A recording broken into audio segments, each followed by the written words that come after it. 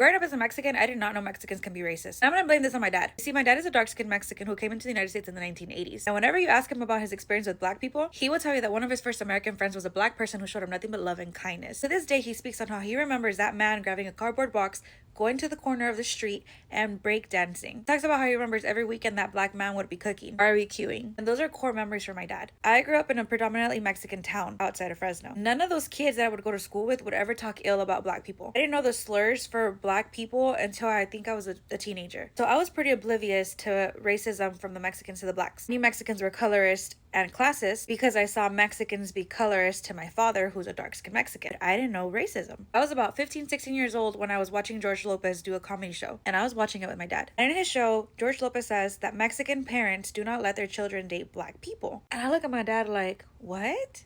I was like, Dad, would you not let me? And my dad was just as confused. He was like, what? I've never even thought about that. My dad's friends would never say stuff like that either. So I was mind blown as to like, okay, why would George Lopez say that? And it wasn't until I got older that I realized that major cities like Los Angeles and Chicago are super racist within the communities. And there's a lot of rivalry within the communities. And I am working on a series to educate on why there's rivalry and division within the communities, especially in the big cities. Back to what I was talking about. I was also very oblivious to racism in Mexico because the parts of Mexico that my dad is from, we literally have Afro-Mex there. Sambos, Lobos, indigenous Mexicans mixed with African. But I didn't know that there was such thing as African ancestry up until recently. I just thought we got colonized by Spain. We were mixed with Spanish. But again, because of where my family's from in Mexico, I didn't know about racism. And I stood strong saying that Mexicans in Mexico were not racist. They can be colorist and classist, but racism, you will see racism in Mexico where it's predominantly Spaniard Mexicans. And up until recently, we didn't acknowledge our Afro-Mex, and we didn't call them Afro-Mex, we just called them Mexican. It wasn't until there was a genocide happening around Mexico City where a lot of Africans were being killed, and these are Afro-Mex. That brought awareness to other people in Mexico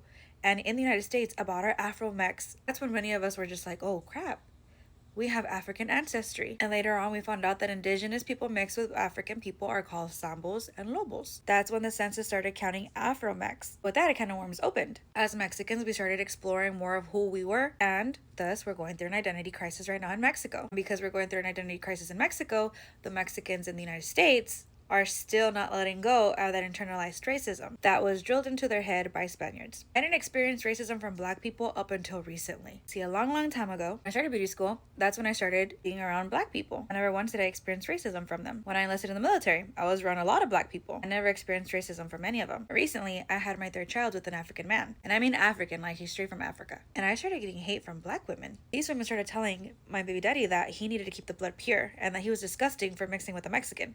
And there was black women coming at me telling me that I stole their man. And yes, I also had Mexicans telling me the same thing. I was being told that I was gross for mixing. These are coming from the same self-hating Mexicans who don't even know who they are. But anyways, that's when I first started experiencing racism from black people. Even then, my encounters have been limited. Then opening up TikTok and seeing how black people are speaking about their experiences, backing up their experiences from Latinos being racist, I couldn't believe that Mexicans were racist because of the way I was raised. I was so oblivious because of the way my father educated me. Because my dad was all about love, respect, community, and culture. You know why my dad always had that mentality? Because my dad always knew who he was. He knew his indigenous roots and he knew his ancestry. My dad educated me. That's the best wealth anybody can teach you, is your ancestry, your family tree, your family history. Going back to Mexico this year, understanding my ancestry, not just as a native Mexican, but now knowing that we have African ancestry in the part of Mexico that my family's from, and knowing the beauty of how we all mix. The natives where my father is from, when Cortez and his men showed up back in the 1600s, saw all the slaves that they had, and those indigenous people helped free the slaves and fled with them to the Sierra Madres, and thus how we mixed. That is history that my father has been able to pass down to me. For the past few years, I've asked myself, what if Mexicans knew who we really were, stopped our colorism, stopped hating our own indigenous people for being dark, learned our true ancestry, accepted the fact that in the history of Mexicanos, when communities unite,